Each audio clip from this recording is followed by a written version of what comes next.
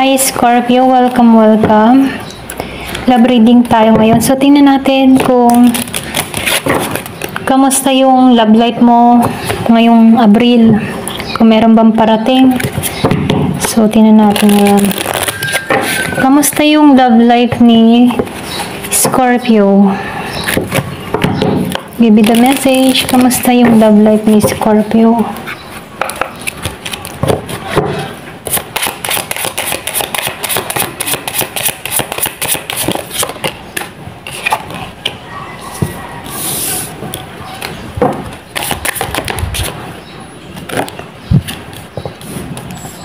Nakikitaan ko dito, no, ayaw mo magmadali.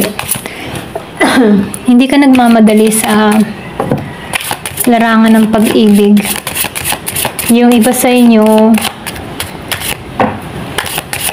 sinasaran mo pa yung puso mo. Ayaw mo magmadali. Pwedeng meron kang inuunang bagay bago ito. Okay? So, ito lang nakikita ko sa iba. Ayaw mo maging pabigla-bigla sa mga desisyon mo. Kung meron nagpaparamdam sa'yo, ayaw mong sumubok. Pwede rin sabihin na takot ka. Meron ditong tao na yung bang tipong hindi pa siya malaya sa nakaraan, mahal niya pa rin yung tao niya, okay? Kung meron kang kadiling na Scorpio, Cancer and Pisces, meron ding Aries, Leo, Sagittarius kang kadiling. Yung iba sa inyo, kaya hindi ka nagpapapasok ng panibagong pag-ibig sa buhay mo kasi hindi ka pa naghihilom sa nakaraan. Hanggang ngayon, mahal mo pa rin siya. Yung bang tipo na wala ka pang makitang kapalit ng tao na to. Ganon. Ayaw mong maging padalos-dalos o pabigla-bigla sa mga desisyon. Kung meron man nanliligaw, nakikitaan ko ditong pinag-aaralan mong maigi. Ayaw mong magkamali. Takot ka sa pagkakamali, okay? Or takot ka sa maling desisyon, ganon. Yung iba sa inyo, meron kang hinihiling, meron kang ninanais. Nakikitaan ko dito yung pagiging mong konserbatibo. Nakikitaan ko dito, gusto mo kung meron kang mga kapartner talaga dito sa buhay mo, no? Nakikitaan ko dito, gusto mo yung talagang pinagdasal mo. Okay? Meron kang pinagdadasal dito. Kasi wala ka ng lakas sa bagong relasyon na hindi pang matagalan. Kaya dito, no, humihiling ka or nagdadasal ka yung matibay na koneksyon. Ganon.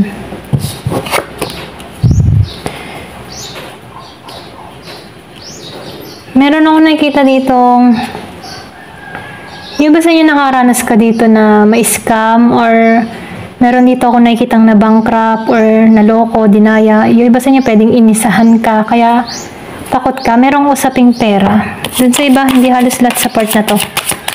Meron ditong naisahan, utakan, pagdating sa pera.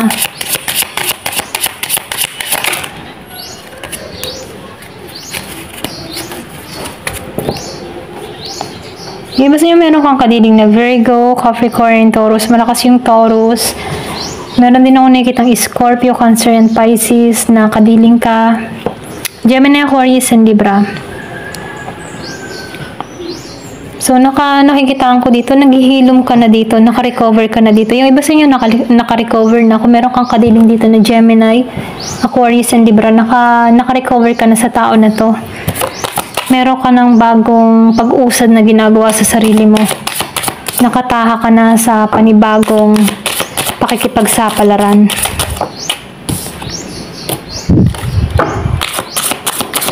Kung madalas mo makita yung 10-10, nagkaroon ka ng relasyon na hindi masaya before. Okay? Kaya dito, no, nawalan ka ng saya. Yung iba sa inyo hindi naging masaya sa naging past connection niya. Pwede rin sabihin sacrifice ka or pwede rin sabihin ikaw yung sumasalo lahat ng responsibilidad. Kaya dito hindi ka naging masaya. Kaya iba sa inyo, ayaw mo na magbukas muli ng panibagong magmamahal. Dala ka. Meron kang experience na sobra kang nasaktan sa relasyon mo. Okay? Meron ka dito hindi na kinikilala. Pwede yung iba sa inyo inatakan or kinuhaan ka, iniskam ka, or ginamit ka. Pwedeng pera lang ang habol sa'yo. Mga ganun. So, nakikitaan ko dito, wala ka na ditong Yung ba't mo wala ka na ditong kinikilala? Okay? Or pwede rin meron ka ditong tao na hindi mo na kinikilala. Ayaw mong makipagkita dito.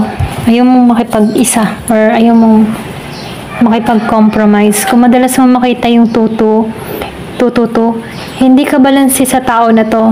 Okay? Nahanap mo yung balanse sa pamagitan mo. Ngayon, ayaw mong makipagkasundo dito hanggat maaari. Ito lang nakikita ko. Ayaw mo tong kilalanin. Pwede rin sabihin kaya ayaw mo tong kilalanin kasi nakuhaan ka nito or pwede rin ninakawan ka nito. May matindi siyang ginawa sa iyo pagdating sa pera. Pero nakarecover ka na rin naman dito. Kaya lang, ayaw mo lang isipin to. Trauma ka na. Ganon. Diba sa inyo pwedeng nabitray ka? Immature tong tao mo kaya ayaw mo nang simula dito. Ayan, ito lang nakikita ko. Immature tong tao mo. Pwedeng selfish, makasarili, isip bata, ganyan. Kaya yung iba sa inyo na trauma ka na. Okay, na trauma ka sa connection na to. Kaya hanggat maaari, iniiwasan mo to. Ayan, so tingnan pa natin dito.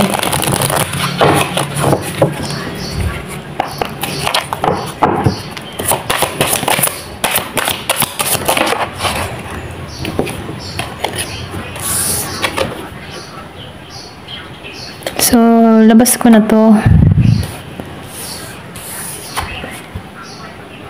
Meron ditong serenity. So, nahanap mo yung kapayapaan mo. Nakatuon ka sa peace mo, harmony mo. Nakikita ko dito, meron ditong nag-a-adore sa'yo. Yung iba sa inyo, merong nagnanais sa'yong makasama ka. Or pwede rin sabihin na, yung iba sa inyo, pwedeng meron ka ng bagong connection or merong bago nagpapatibok sa puso mo, meron dito kang bagong parating. So, nakikita ko dito, merong bagong parating na magiging masaya ka. Kaya lang, yung iba sa inyo, takot ka na eh. Pero ito yung naghihintay, merong bago. Magiging masaya ka dito, may transformation. Pwedeng masagana kayong dalawa dito. So, meron ditong surfer. Pwedeng makilala mo to sa beach. Or pwede ring surfer to, mahilig to mag-surf.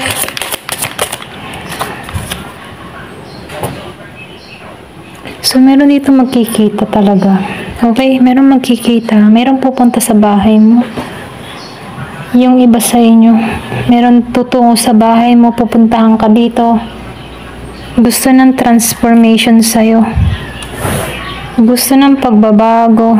Pwedeng gusto kang mayakap dito. Yung iba. Okay? Inaasam-asam ka pa rin ito. Kaya lang ayaw mo na dito. Meron nag-a-adore sa'yo dito eh, magic. So, may magic. Pwede yung iba sa inyo, i-love spell ka nito. May involved na magic.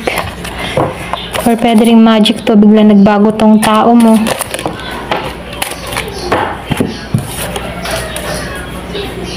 So, meron ditong ina. Yung iba sa inyo, pwedeng may anak ka sa tao na to. Merong nabuo sa pag-itan yung dalawa. Meron din ako nakikita dito na creative, artist, or pwede rin sabihin ko yung tipo ng tao na malikhain. So, may talent ka. Kaya lang dito, nakikita ko dito na merong parating na message sa'yo. Milagro to, okay? Parang isipin mo, milagro, nagtawag tong tao na to. So, may pagtataka ka dito. Ito lang nakikita ko. Ayan, hanggang dito na lamang po. Thank you for watching. Love and peace.